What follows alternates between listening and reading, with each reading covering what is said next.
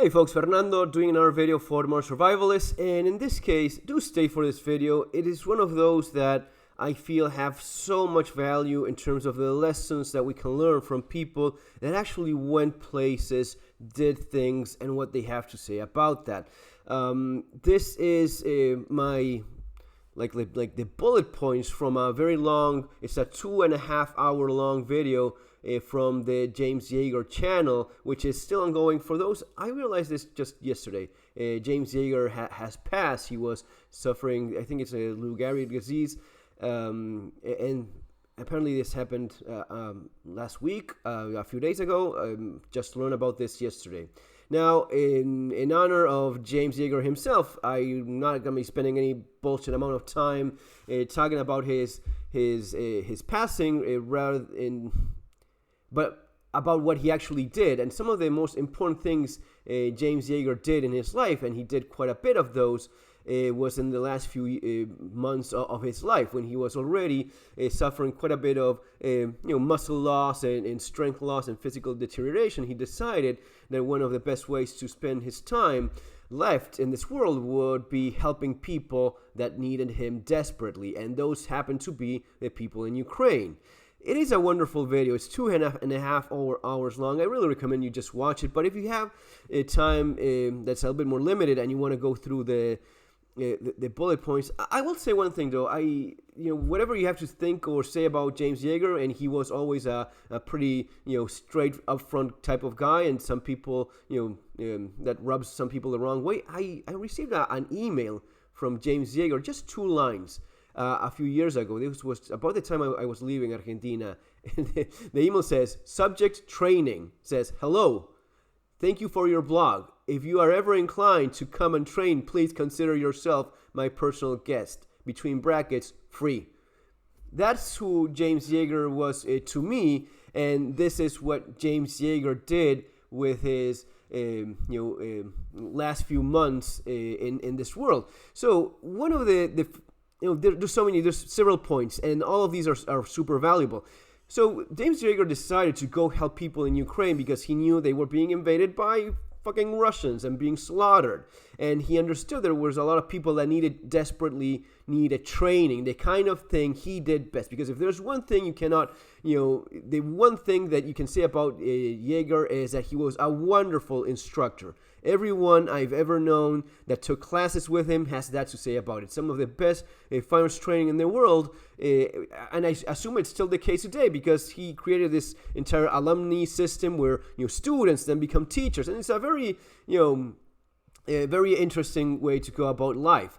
The first thing that he encountered was a lot of opposition. Are you gonna helping those damn Nazis? That's a horrible idea. Don't go there. We hate you if you go. And all of the people that, of course, have a certain view about the war in Ukraine.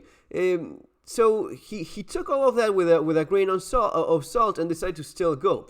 As he and his friends were approaching, getting closer, they kept on hearing stories about how horrible it is there, how they're beating up Americans. One of the stories he tells is how they were beating up Americans and stealing their gear. Americans that were going there to help like themselves. All of that bullshit, all of that lies and propaganda, a lot of that from Russia, a lot of that from the United States themselves.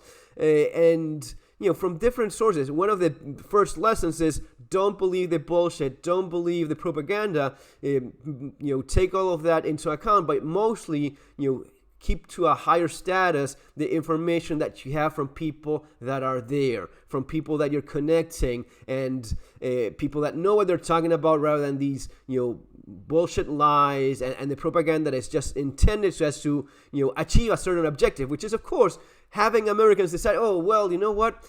Yeah, and this is very interesting, because when you do something brave, when you do something courageous, and they do mention like the Seven Magnificent, the movie, when a few guys get together and do something for the underdog, it's scary. You can go into freaking Ukraine, and they went to Kiev right when it was being surrounded by Russians, and there was only certain places through that you could get through.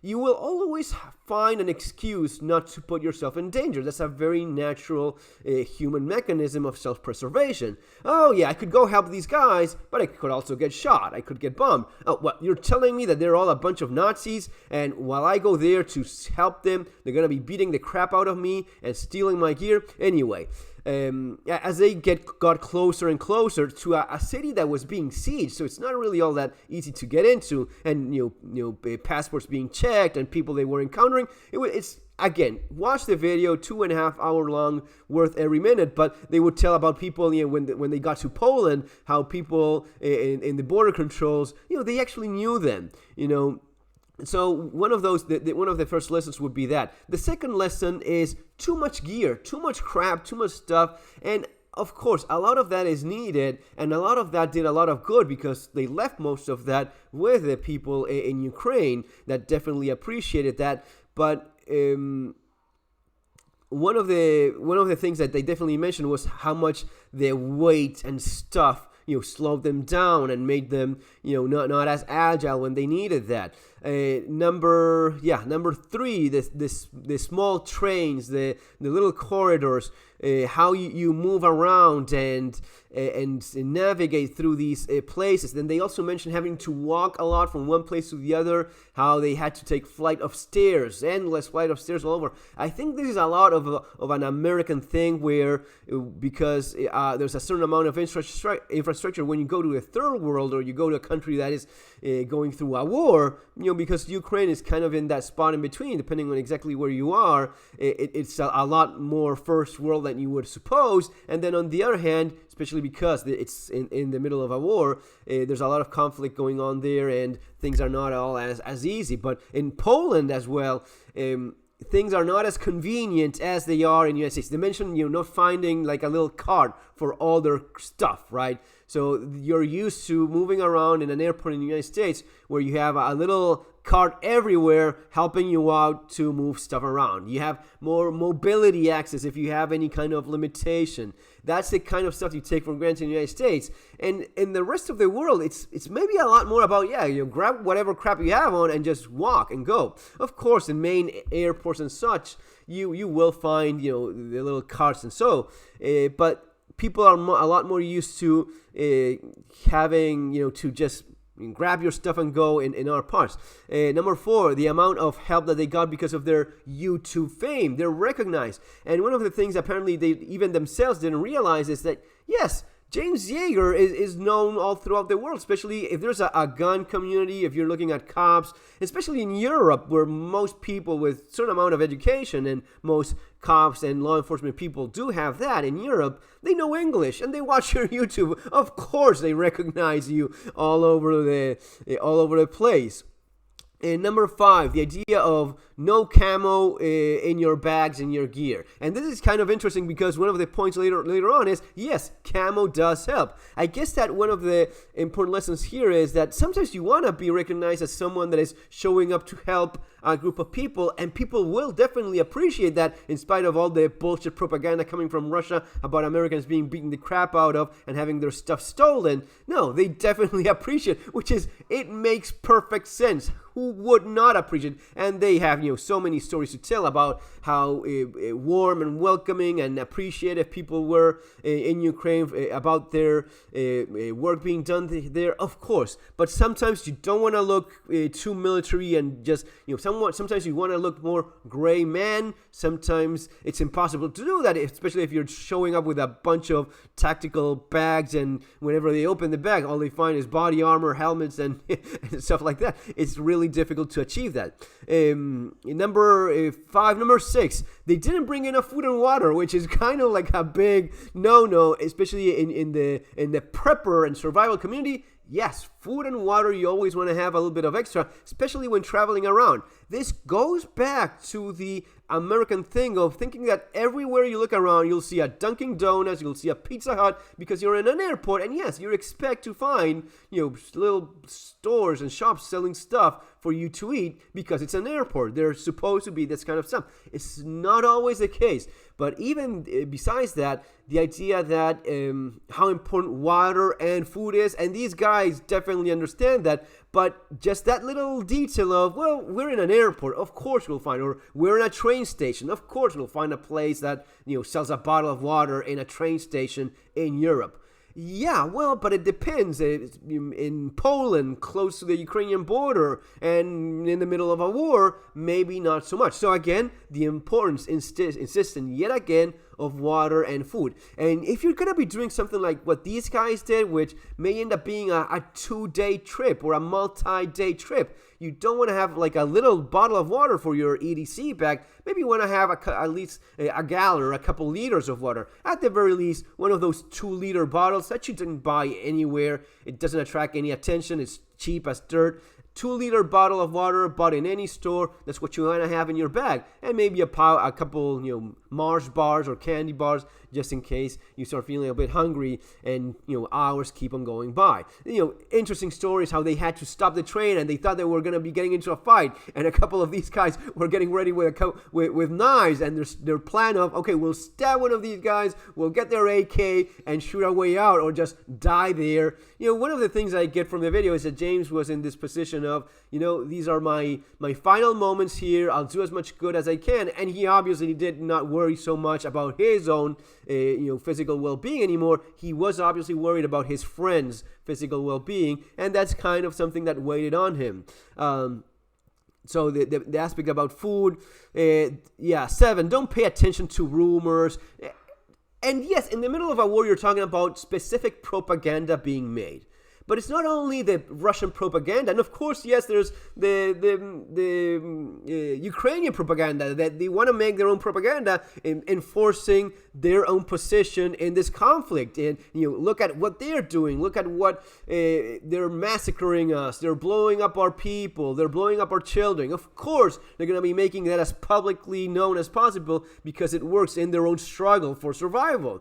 And if there's something that their own troops do that is not all that positive, or not that inclined of getting other people encouraged to help them out, of course they're not going to be putting that in the front page. That makes perfect sense as well. Now, I always go back to this thing, guys, because I know we talked about this yesterday with Matt in our live stream. I just see it as there's a very clear hostile country, a world power country that is invading the weaker guy next door. That's what it comes down to. And the excuse of, but you could do something bad against us. With that logic, I can just go around stabbing and shooting everyone and anything that moves around me, because anything could potentially be but he was looking at me weird. Oh yes, he was planning on doing it. Okay, one country invaded the other. That's the basic situation that you're dealing with, and that's why these guys went and did what they did. And also the aspect of, yes, there's people that are going to be having a different opinion, and that's perfectly valid as well, a different position on things. Yeah, but always keep that in mind. Anyway. Buckwheat and chicken. So yes, they got tired of eating always the same food. Apparently, buckwheat and chicken was the staple during their stay in Kiev. Keep in mind, a country that is at war, a city that at that moment was being surrounded, and there was only like a 90-degree angle of incursion. But even though it was very much surrounded, it was not completely surrounded, and being a large city and becoming like a damn fortress of a city, more on that later, they had food, but it was limited in variation. One of the things that's very American is you guys eat a lot of very spicy food. It's not always the case. Not everyone likes Mexican. Some of my in one of my visits in US, in Texas, with some like-minded people, some friends, they assume that I like Mexican food because I'm from South America. I'm from Argentina. Our idea of seasoning is salt over our asados and maybe chimichurri, and basically that's it. Nothing more than that. I'm perfectly fine with no seasoning whatsoever. If there's a piece of meat that I cooked over charcoal or firewood or whatever, if it's cooked, I am happy enough with it. I actually use a lot less seasoning than less salt than before, and I'm perfectly fine with that. I don't even need any of that at all. It's the taste of the food. You actually learn to appreciate more the less season and less stuff you put on it. But anyway, they noticed that it was always buckwheat and chicken, and they were kind of fed up with that. But they had food, and they learned to appreciate that the people around them were making an extra effort so as to provide that food for them, because they had to pay that out of their own pockets, and they had to cook for them. There's a process, and there's a caring in cooking for someone else. And especially when that someone else is people that are going out of their way and putting themselves at risk to help you, there's a lot of love involved in that process, in caring for people that are there to help you. And they recognize that, and they appreciate that as well.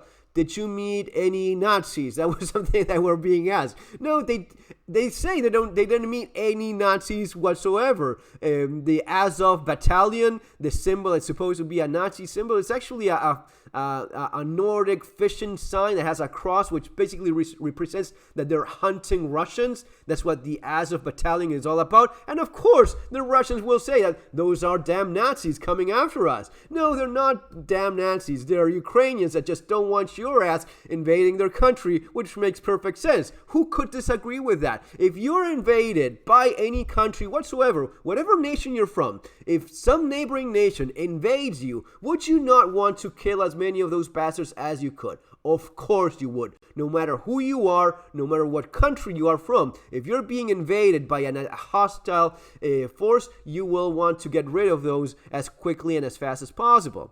Okay?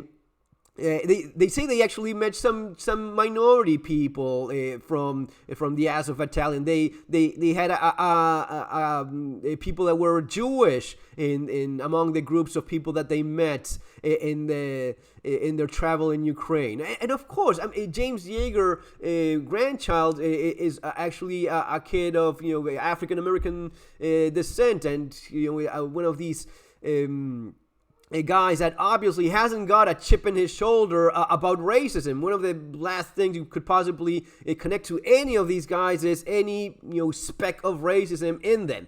And the idea that it's all a bunch of Nazis in Ukraine, it is beyond ridiculous. It's actually one of the things that I don't allow in my channel. If you bring that bullshit, you'll get banned right away, and because it's pure Russian propaganda, and it's very evil Russian propaganda. It's not like they're more, okay, yes, that's a little bit more naive. No, you're actually using something very evil, very despicable, into trying to further a horrible attack, which is very much the Russian dictator is more affiliated to that kind of evil than anyone in Ukraine, okay? So yeah, that crap, at least here, does not fly. So yes, James Yeager, definitely not that kind of guy. In the moment 2 hours into this video, one of these guys makes the point about, for all of you YouTube preppers that say you have to get out of the city, everyone was in the city. He actually says that, and this is something that I actually agree with him a great deal, and I've written about this so many. I've actually have books dedicated in my book, Bugging Out and Relocating. It's something I covered quite as well here in Street Survival Skills. I think I go quite into that in Surviving the Economic Collapse.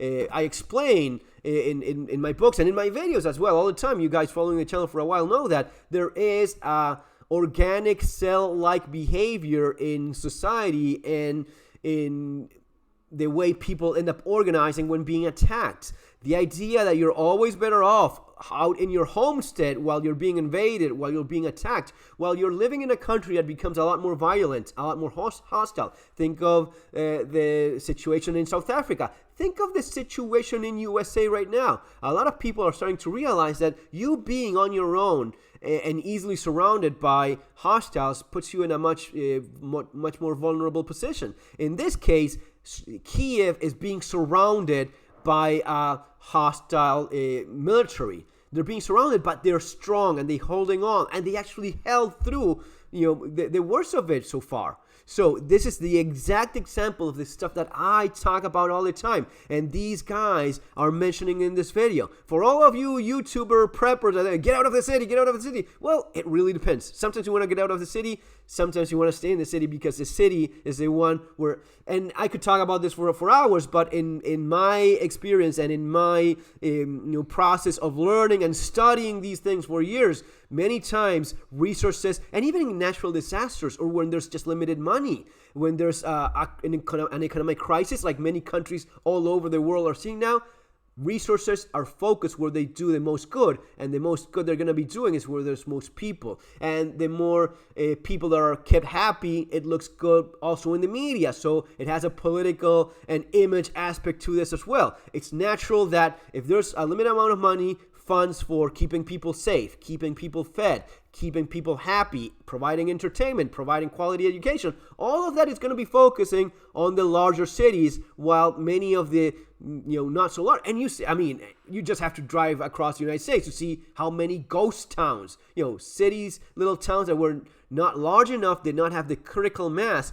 to survive a hardship, a tough economic time. The local business closed down, everyone ends up unemployed, people leave. Anyway, a lot of interesting stuff to that. My final twist of this is always have options. Always be able to stay mobile if you have. This is something I had to do myself when I had to leave my entire country. It wasn't just a matter of moving to a certain city. It was, you have to get out of here entirely, right? The lesson for me is being mobile is a huge, huge asset when things go wrong. But yes, the cell-like behaviors, I like to call it, from cities, it's definitely one lesson. And then going back to when they were moving back, how wearing certain camo, military uniform, wearing camouflage, looking freaking American. The three of these look American as hell, and they move around and they talk in a certain way. And even when they're trying to not look American, it's maybe even more so. When just the baseball cap and the glasses on top. And of course, if you're wearing gear that looks very expensive for people in other parts of the world, that's going to be a big red light as well. But they mentioned that all of a sudden wearing camo and having that American flag, that American flag may end up getting you thrown in a Russian prison if you get caught by the Russians in the territory they're controlling. That's going to be you getting shot or you getting locked down in a fucking gulag. At the same time, when they were in the evil Ukrainian Nazi territory, the Ukrainians were, dude, thank you for being here, helping us out. So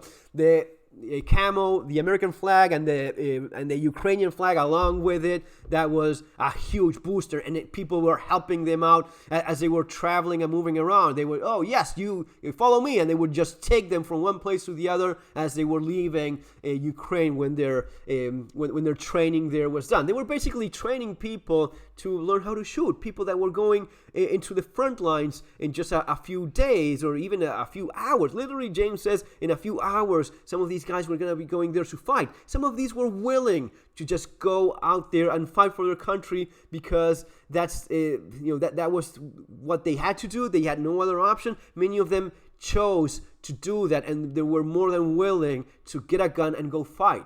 When it comes to something like this, you don't have much of a choice. Even you couldn't. I mean, for men past 18, you were not allowed to leave. This is a fight for survival for the entire nation. That's not a joke. That's the kind of thing that, yes, you get conscripted. You go and fight because either we do that or we all lose our nation, and that's something that they're not willing to do. So that's something that helped him out. The American flag. And interesting how so many people think that the Americans are all evil and all bad. And lately, I hear a lot of that from many Americans. Yes, we're horrible. Well, you're not perfect, and no one is perfect. But I always like to focus on the good that you can get from what the United States is and even still represents. And even though it's a lot of that has been lost, definitely these last few years, there's still people like James Yeager. There's still people like most of the people that I know, most of the Americans I know and I'm friends with, these are some of the top quality, top shelf human beings, and I really appreciate people like that. What I guess I'm trying to say is the idea that all of a sudden Americans are evil and the American flag represents evil and oppression and it's just as bad as the damn Russians. No, it's not. America is not as bad as Russia. America is not a dictatorship invading foreign countries, and you may be thinking, oh, we did this all the time. We do this all the time. We're doing it right now. Yeah, but not in the same way.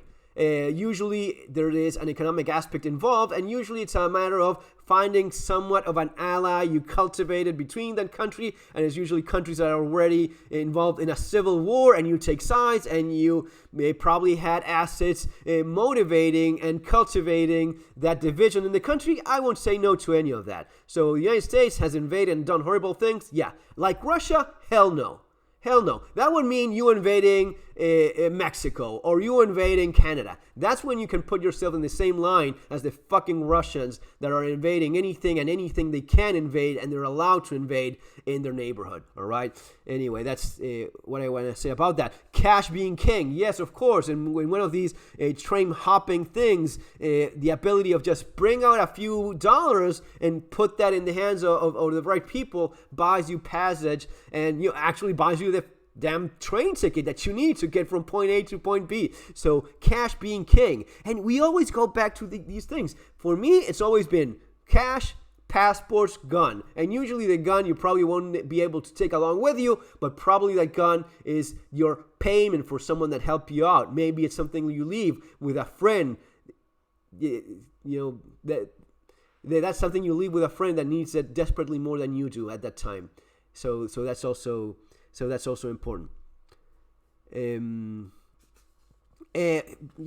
some of the final points, the sharing of the experience. These guys were super appreciative, having the ability to. This is the kind of thing that people see. They were mentioning this. You see it in the 7 Fantastic movies. The amigos getting together and helping out people in their time of greatest need. That is the kind of thing heroes do, guys. That's the only way you can describe it. Because it's always much easier and much more comfortable to say, I don't know about those guys. They probably had it coming. That's always the more convenient aspect. I have my life. I have my family, my children. I'm not going to be exposing myself to this because they need me more. And that is also a very valid position. But for guys that do this sort of thing, there is that they've done something that requires, and at least for me, deserves a special recognition. You did say, and it's different from going as part of a big machine like it's the U.S. military, and they notice this themselves. When you're not being catered and taking and following orders and going from one place to another, it's a lot of you putting yourself in the line. You don't know if the guy that is taking you is just taking you out on dinner because he's super appreciative, or he's one of these evil Ukrainians. He's going to be beating the crap out of you and stealing your gear like you heard from these rumors. So there's always that fear, always that concern, always that we're about to get all shot right here, right? So there's a lot of that involved there. Anyway, I think that that's lots of important things here to learn. They also mentioned the aspect of obsessing over gear, over fancy stuff, over fancy crap. If you have stuff that works, if you have yourself your Glock and your rifle, it's working for you. You have ammunition that runs. Much of the other nitpicking is a lot of the marketing, and we all fall for that. They fall for it. I fall for it. We all fall for the latest, greatest gadget or little tweak and thing, and it's more a matter of it's really improving my fighting ability when it comes down to it, or is it just really stuff that I enjoy, and I'm a little bit of a nerd when it comes to what kind of steel I have in my knife. Does it really matter all that much?